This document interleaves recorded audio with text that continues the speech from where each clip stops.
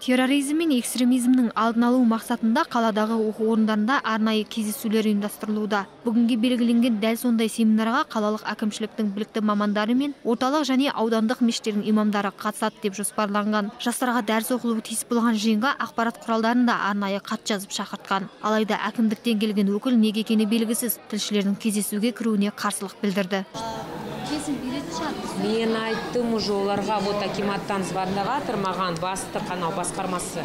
Айтты ешқандай телевидение болмау керек, ол жабық несі семинар. Өзі кездесу белгіленген уақыттан кешігіп келген әкімдік өкілі мұндай қарсылықтың неліктен орын алғанын сұрағанымызда былай деп жауап берді. Біздің жастарымыз қысылмай, қымтырылмай, өзінің ойындағысын жеткізіп, сұрағын қойсын деген мақсатта біз кең түрде, жаңағыдай свободный түрде өткіземіз осылай. Даже бұл жерде біз өзінің оқу орнының басшыларын или болмаса жаңағы мұғалімдерін де кіргізбеуге тырысамыз.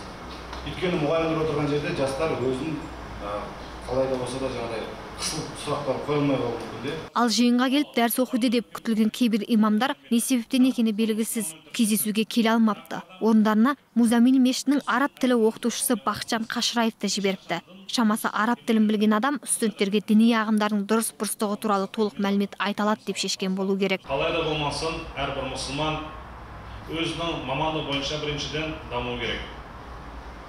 Бірақ та біздің көптеріміз не қыламыз? Мысалы, бір адам өзінікі хирург бола ма, басқа мамандық бола ма, өз мамандығын тастайды да дін кіріп кететіндер бар. Мысалы, қазір көшеде сұрақ қоятын болсаңыз, дін сұрақ қоятын болсаңыз, не қылады көптерім? Бәрі жауап бере салады. Білемін, білмеймін, мен былай естіген едім, былай болған дінде ол рұқсат жоқ. Экстремизм мен терроризмнің алдын алуға арналған семинарға арнайы шақырылған мамандардың келмеуінен шығар бәлкім. Студенттер де жөнді ештеңе ұға қоймапты.